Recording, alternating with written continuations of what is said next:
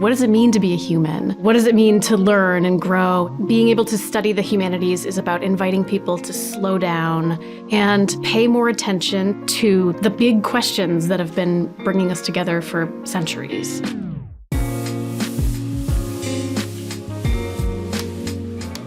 There's something so great about kids and Shakespeare. They just, in my brain, they just make sense together.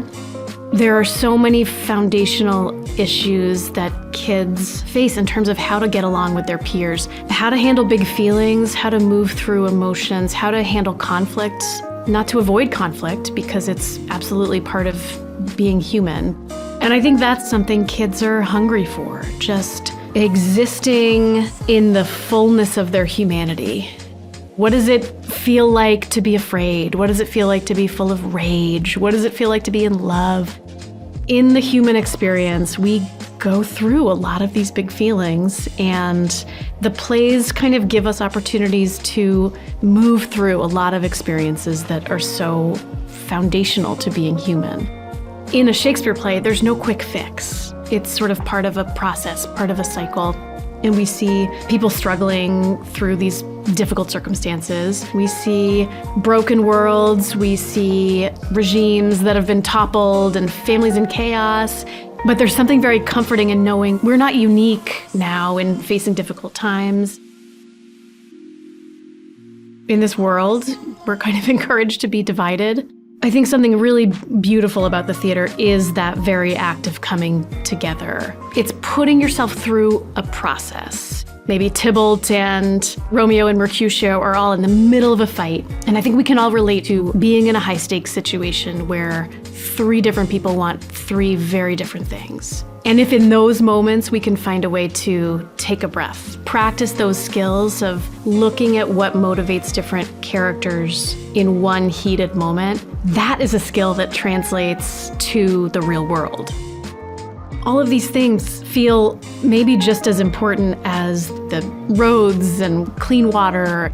These are things that we decide to fund as a culture, but we don't tend to fund programs that are about building the soft skills, building connectedness and communication and the arts.